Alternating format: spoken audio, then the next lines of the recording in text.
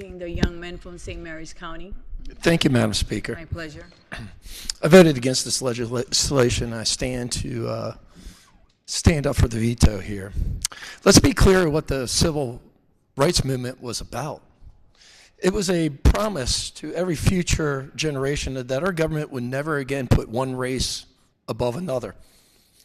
Civil rights movement was fundamentally a promise that the government created for the people, by the people, of the people, would treat all citizens equally.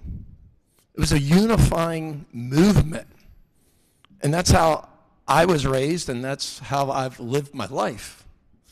But there's a lot of misconceptions about this bill, so I'd like to read you some text from the bill. On page 1, it says, individuals impacted by historical inequities means individuals having origins in any of the black racial groups of Africa. So we're talking about one race here, black Americans. And that's a very large group. It talks about ancestry back to slavery. We understand that, but it also incorporates a lot of people, anyone that suffers racial inequity from the years 1877 to 1965.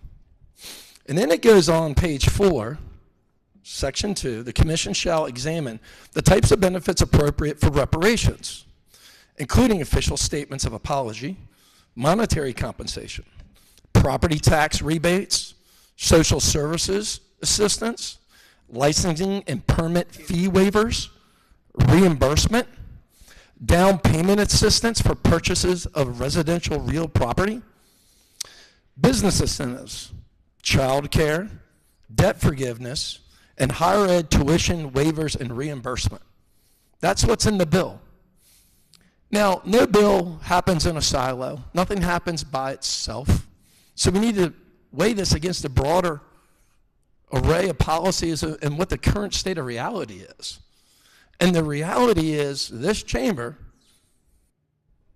over the last 3 years, we've squandered a $5.5 billion surplus. This chamber raised $2 billion of taxes in the last 2 years, and so many fees that the MVA now offers a payment plan for vehicle registration. Back in the summer, we got our first credit downgrade since 1973. And despite, 3 weeks ago, the news broke that despite having the largest tax increase in Maryland history just 8 months ago, guess what? We're $1.4 billion in the hole. Yet, the party that talks about affordability every day is getting ready to pass a commission set up for race-bait handouts. I think that's kind of crazy. This is the year 2025. This bill betrays the original intention, the unifying event of the civil rights movement. It's immoral, and it's a fiscally ruinous to this state. And it sends a message to the generations out there now in Maryland that if you're concerned about fairness, dignity, opportunity in this state, to flee Maryland. I don't think it's right. I'm standing with the governor on this. Thank you, Madam Speaker. I appreciate it. You're welcome.